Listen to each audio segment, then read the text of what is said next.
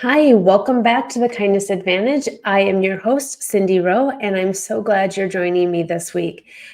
I have put together this podcast as a way to give you bite sized kindness information to help you in your personal and professional lives.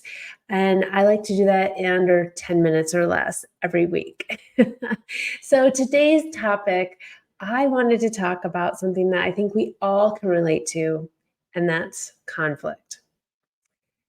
Disagreements and challenging situations are inevitable, they're part of life, and they can be extremely stressful in the professional setting. So, hang in with me, and I will give you some strategies that will hopefully help you the next time there's conflict at your workplace, or for that matter, in your personal life as well.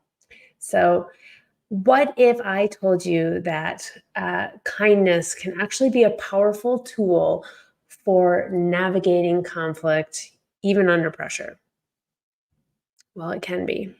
So, today, let's explore the strategies that I've come up with for maintaining compassion and fostering understanding when faced with disagreements. Are you in? I hope so. So, if you've ever had a conflict at your workplace, and if you haven't, gosh, please message me because I want to know how you've avoided it. Um, but we all know that, any conflict, disagreement can really evoke strong emotions. But the key is to learn how to stay grounded with kindness when the tempers flare. It's easier said than done. It takes practice. But if you have kindness on the top of your mind, if kindness is your core value, if you are intentional with kindness, it will get easier, right? It will get easier. Over the years, I've gotten better. I still struggle, especially when I feel like I'm right. And I'm just being vulnerable.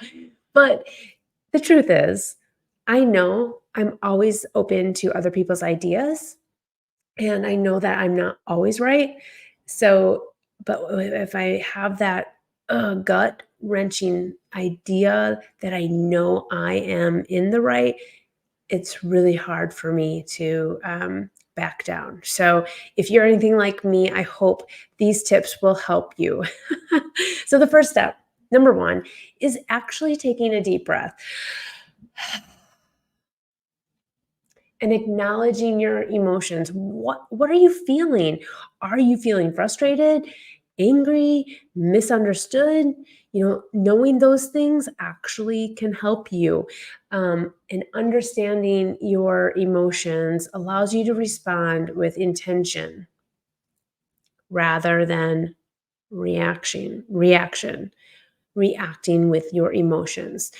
And I think this is a challenge for women because we are emotional beings. And I've learned, through my years of business that it's not personal, but to take the emotion out of the equation is still a big challenge. So I feel like, if you can take that moment and pause, breathe, it can really help us avoid saying something we might regret later. Next, I think that, you should try to see things from the other person's perspective. Why are they disagreeing with you? What are their concerns? And doing this by active listening and showing empathy can actually go a really long way in diffusing any tension that there might be, right? When people feel seen and heard, they naturally um, release, like it you can see them like, wow, they're more open, right? So sometimes just simply acknowledging the other person's point of view can really help bridge that gap and foster the understanding. The other thing I want to express is that, make sure you focus on the issue at hand. When there's conflict and disagreements, oftentimes people bring up other things that have happened in the past that are not even relevant to this current situation. Try to avoid that, right? Like focus on what is the issue right now and not any personal attacks. I encourage you to use I statements, to express your concerns, and to avoid accusatory language. For example, maybe instead of saying you or you're always so resistant to change, you might say, I feel frustrated when we seem to disagree on how to approach this project. See the difference? Using the you versus I feel really helps. So I also want to encourage you that if you need to take a break from the conversations, if it gets too heated or, uncomfortable, let the person know, like, hey, I need a moment to cool down and let's resume this conversation when we both can approach it calmly. There's nothing wrong with that. In fact, that's very brave and courageous. And I encourage you to do that. Again, we don't want to say something that we're going to regret. And it also gives time, right? And space to think. And then maybe you can approach it together in a different frame of mind and come up with a solution that works best for both of you. I really do think that when you take a step back, it can be incredibly helpful to de-escalate the situation and really allow everyone to collect their thoughts. I really think it is a beneficial thing. And it does not have to be a long period of time. It could be a 10-minute break. It could be, I'll follow up with you at the end of the day, or let's reconvene tomorrow. Whatever the case may be, whatever works best for that situation. But setting healthy boundaries is also really important. No one ever has the right to be disrespectful or dismissive and in the professional setting. So if that is happening, excuse yourself from this conversation. Maybe even seek support from a supervisor, but you're not a human punching bag, and even verbally, it's not acceptable, right? Finally, I think we can extend kindness by prioritizing our own well-being, right? And that goes along with the setting that healthy boundaries.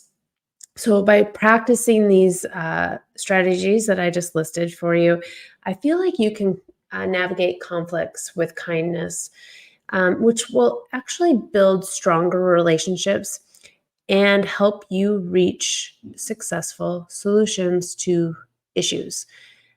I hope you agree with me. I hope that you see the light, right? Breathing, acknowledging, stepping away if you need to, focusing on I statements, right? Setting boundaries. They're all super important. Even when facing disagreement, a simple act of kindness can go a very long way. Acknowledging that other person's perspective, actively listening to them, and focusing on finding that common ground solution that fits both parties, you actually might be surprised on the positive outcome that happens. And there should be no raised voices. There should be no slam doors. Come on now. Let's think about this, right? So I hope you've enjoyed this. I hope these were helpful tips for you. Again, if you're listening and you haven't subscribed, hit that subscribe button. If this resonates with you and you feel like somebody on your team needs to hear this, forward it to them. If you loved what I said or you want to add on to something that I said, give me a comment. Let me know you're listening. I certainly appreciate it. And I hope you have a great day. Remember, together we can create waves of change through kindness. Thanks for tuning in.